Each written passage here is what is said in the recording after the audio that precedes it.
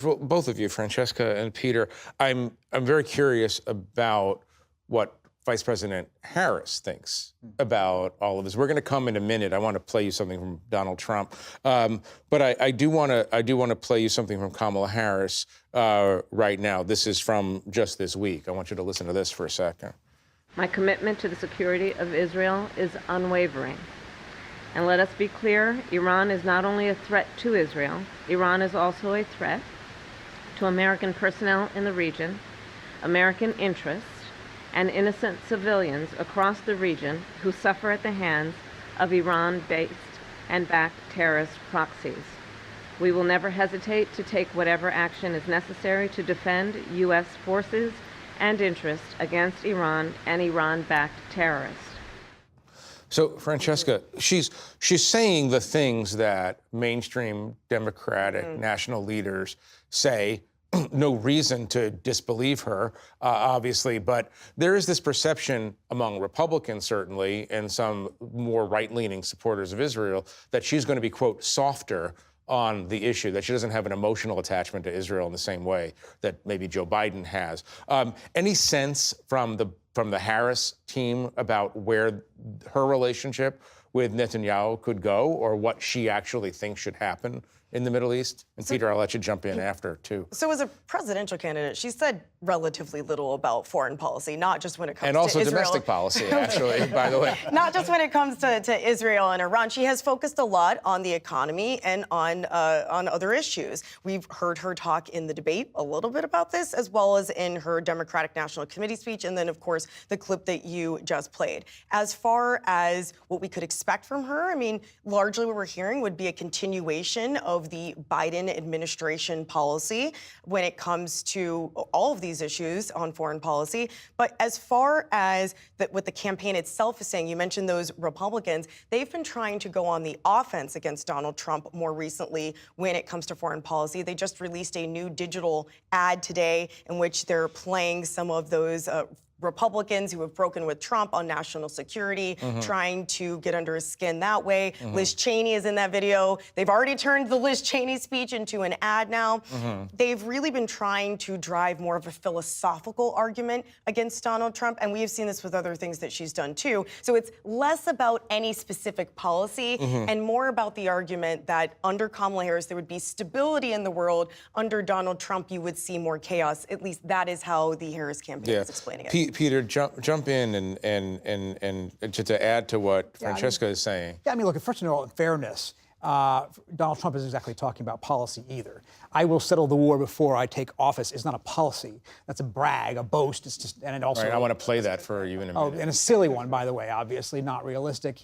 He's given no indication of what he would do in the Middle East, much less in Ukraine, to actually make these wars go away. In fact, if anything, he's been more cryptic and opaque about the Middle East than anybody would have expected, right? He spent 4 years in office seemingly as Bibi Netanyahu's wingman, but they had a falling out at the end, actually before the end, really.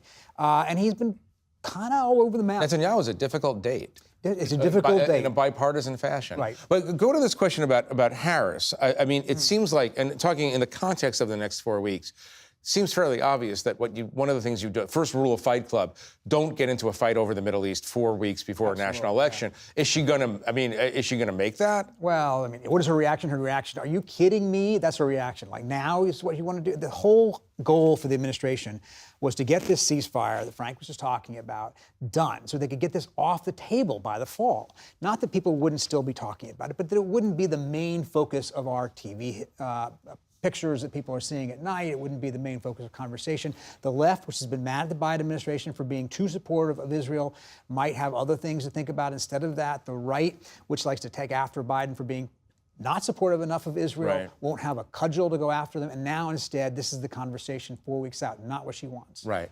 Frank, come back to the question Francesca raised, the whole year that's gone by. You wrote a very interesting piece in the Atlantic recently, where you reconstructed the efforts by Joe Biden, and in particular Jake Sullivan, the National Security Advisor, Tony Blinken, the Secretary of State, to, I guess, containment is the issue. Talk a little bit about the frustrations of the past year and where there's been discord. It seems like muddle, which is the word you used, is an accurate word to describe the way they're sort of grappling with all this. Give us a little framing for that. Right. I mean, to begin with, just after October 7th, Biden actually didn't want Israel to invade Gaza in the manner that they invaded Gaza. Their initial war plans were even more robust than the war plans that they ended up implementing, but his preference was that they would conduct counterterrorism raids. And then as the months— by the way, sorry to interrupt, but can I just read something that it struck me? This is sort of like a time capsule. Barack Obama on October 9th wrote, "We stand squarely alongside our ally Israel as it dismantles Hamas." Yeah. Barack Obama used the word dismantle. So there were so many different messages going on within the Democratic tent, even back then. And it seems like they never got kind of clarity on that. And so many different strategies that they were trying to pursue and so many different goals that they were trying to pursue. At the same time, they were trying to get to a ceasefire and hostage deal in Gaza. They were trying to negotiate deals for the reconstruction of post-war Gaza and trying to negotiate normalization of relations between Saudi Arabia and Israel. And it's hard to say that they've achieved any of those goals, especially since the one goal that they were proudly touting was that they were able to contain the war to Gaza and prevent it from spilling over in the north and with Iran. Right. You mentioned the Saudi deal, David. This has obviously been a dream. Obviously, it was a dream of the Trump administration, even before the Trump administration. It's still a vision that if you can get the most important Muslim country, the custodian of the two mosques, the holiest site in Islam, to engage Israel above board. I mean, obviously, they cooperate on military and intelligence issues already. And obviously, Iran does not want that. Is that something that could ever happen so long as the current Iranian government remains in power? Could Saudi normalization with Israel happen? Yeah. Within the framework of the current Middle East. So the truth is, Mohammed bin Salman wants that as He's much the crown prince now as he did a year ago. Why does he want it?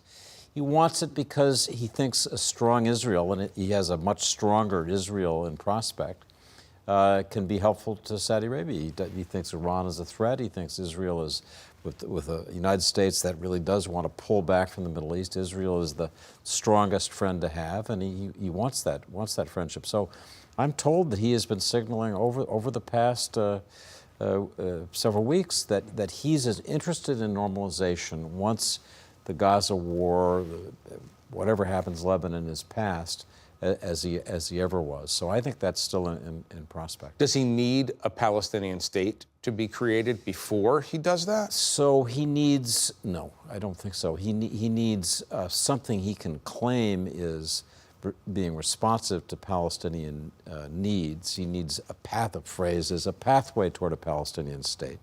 And I think the Saudis and others in the Middle East have bought off on that formulation. I think the question still is whether there are enough Israelis, especially after this very robust moment, collaborating Hamas and Hezbollah, enough Israelis who really want to make an opening for Palestinians, or a pathway. Right. And we'll have to see. Let me stay with you for one more minute, and I'll ask Peter and everyone else to jump in.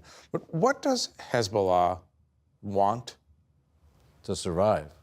Now to survive. So so Hezbollah, has prided itself. Its raison d'etre is that it's the resistance to Israel. If this war goes away, Hezbollah's ability to function, I think, begins to disappear. I think the most interesting thing that lies ahead for the United States is the possibility of helping Lebanon regain its sovereignty. Hezbollah is not out, but it's really down. It's clobbered. Their leadership has been decimated. What do you mean regain its sovereignty? So, one big problem for Israel is that they don't have plans in Lebanon, as they don't in Gaza, for the next day. So what is the next day? And the only plausible next day is that after Hezbollah really is clobbered, that the Lebanese armed forces move in and take that territory all the way to the Israeli border and regain sovereignty and control of Lebanon. CENTCOM, our military command in the Middle East, has been working on this for 15 years. And I just have been talking to people today. all those plans are ready to go. The White House is keen to do it, and that would be, for the United States, a way to come back into the Middle East game, I think, in a very positive way. Peter, I come back to this question of whether anything that America might want in the Middle East is dependent on having a different Iranian government.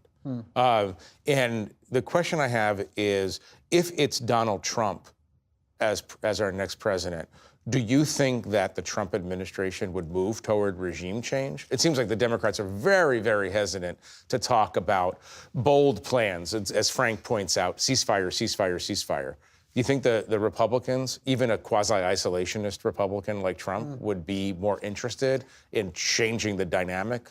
I think he would find it appealing. He will no doubt be surrounded by people who might advocate that toward him, right? There will be some hardliners who will push Like the him Tom in that Cottons, direction. Mike Pompeos. Yeah, exactly. But the truth is, as you say, Trump talks a big game sometimes on things like that, but he is hesitant to use force and I think to be too aggressive. Remember the time that they shot down an American drone and he launched a retaliatory strike, and 10 minutes before it was about to hit said, well, I changed my mind, I'm pulling back. Yeah. And but he also did assassinate Qasem Soleimani, the Iranian terror chief. And because he's on both, because he did both of those things, he is therefore unpredictable. That's the old madman theory that Nixon used to propose. In this case, people think it might actually be true. David, before you two jump in, I just want to play what Donald Trump recently said about the Middle East, and we could talk about that. I will settle the war in Ukraine before I even take office. I'll settle it as president-elect. I met with President Zelensky the other day. I know President Putin very well. I'll get it settled. I will end the chaos in the Middle East, and I will prevent World War III, something nobody else can say. Something nobody else can say, something nobody else would say, I think. Sly little line. Jump in. Well, I was going to say the Harris officials, one of their biggest frustrations with Donald Trump on foreign policy is this argument that none of these things would ever have happened if I was, president. It's hard to prove a counterfactual that none of those things would ever happen. But their argument has been that America's allies and relationships have been stronger. They've made this argument that Harris would stand up to dictators like Putin and that she'd crack down on Xi Jinping and all these other folks. When you talk about Democrats and unwilling to be bold on these sorts of issues, the difficulty that Harris is running into is that she is the sitting vice president of the United States, and she cannot get in front of the president, her boss of the United States, on these issues right now. And so in some ways for her, it is better to say nothing and not show daylight with President Joe Biden, even in areas where she may have daylight with That's him. an excellent point, because we don't know really what her instincts are on this, because she has to toe the line. And there are other areas where she might use suggesting she might be potentially softer. She's seen in that way. She's been more sympathetic. Some people have seen towards the Palestinian cause, but the uncommitted movement has not endorsed her in this election because the things that she has said have been so close to what Joe Biden has said, and so that is how this could affect her electorally. David, any insight on the Kamala Harris and her foreign policy vis-a-vis the Middle East? So I interviewed a lot of people who sat with her in the Situation Room around the table. And I just wanted to hear, what does she say? And for the most part, the answer was what you'd expect. She asks great questions. She's very lawyerly. She asks, about Russian troop formations. Well, how many units are there? How quickly can they move? I was also told that they make decisions there to kill people, to conduct operations with lethal The fight against force. ISIS, for instance, continues. And somebody said to me, I've watched her, and she's ready to take the shot. So I thought that was a pretty good description of the moment where you actually have to come down. It's like deciding to kill bin Laden. Right. She's ready to take the shot. All right, Frank, making assumptions here is probably a dangerous game about what she might actually be like in power. Right. Well, interesting that the Israelis both have big question marks about her and about Donald Trump. I think Joe Biden was a very comfortable figure for Israel because they knew that whatever hesitations he had about what they were doing, there was this underlying Zionism that was really deeply felt, and that when he came to Israel after October 7th, that was an incredible sign. But I asked the same questions that David asked of people. Were there ever moments of daylight between Biden and Harris as these decisions were being debated? And they just didn't exist. That's interesting. The one final question for you, because you've studied Joe Biden and his policies and his personality for so long. Just 15, 20 seconds. Sorry. What do you think as he leaves office, what do you think he wants out of the Middle East? Hostages free? Would that be enough? I think he wants it, but I think that there's no expectation that they're going to be able to get that between now and then. Well, that's sobering. And unfortunately, we have to leave it there for right now. But I want to thank our panelists for sharing their reporting.